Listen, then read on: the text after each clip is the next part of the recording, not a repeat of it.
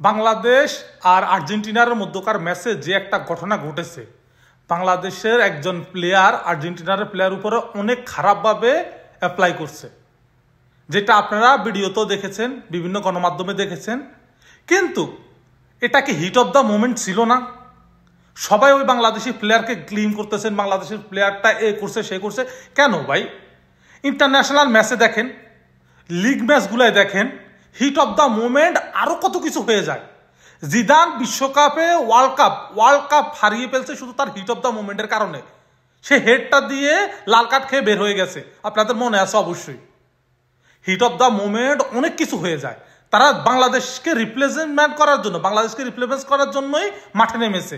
এমন তো না যে তারা লিগ খেলতেছে, এমন তো না যে তারা নর্মাল প্লে খেলতেছে। হাজার হাজার লক্ষ লক্ষ মানুষ দেখতেছে খেলা।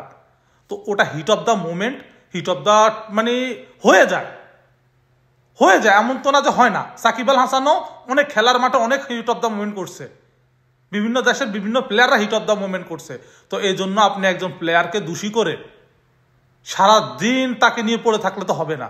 তার দিকটা তো দেখতে হবে, তার মেন্টালিটা তো দেখতে হবে, ওই সময় কি ছিল তার। ওই প্লেয়ারটা তার উপরে হিট করছে, হিট করার পরে সে বাংলাদেশি প্লেয়ার গিয়ে তাকে হিট করছে, এমন তো না যে সে আগে যে হিট করছে। আমি দেখলাম অনেক বড় বড় সেলিব্রিটিরা ওকে নিয়ে খারাপ খারাপ মন্তব্য করতেছে। ছেলেটা আজকে এসে মাফও চেয়েছে লাইভে এসে, কিন্তু আমার মতে ছেলেটা খারাপ কিছু করেনি। হ্যাঁ, তারা স্বাগতিক প্লেয়ার, তারা আমাদের বাংলাদেশে এসেছে, তাদেরকে সম্মান দেওয়া দরকার ছিল। হয়তো হিট অফ দ্য মোমেন্টে হয়ে গেছে। তো আপনাদের কি মন্তব্য? বাংলাদেশের প্লেয়ারটা কি ভালো কিছু করেছে কি করেনি? অবশ্যই কমেন্ট বক্সে জানিয়ে যাবেন।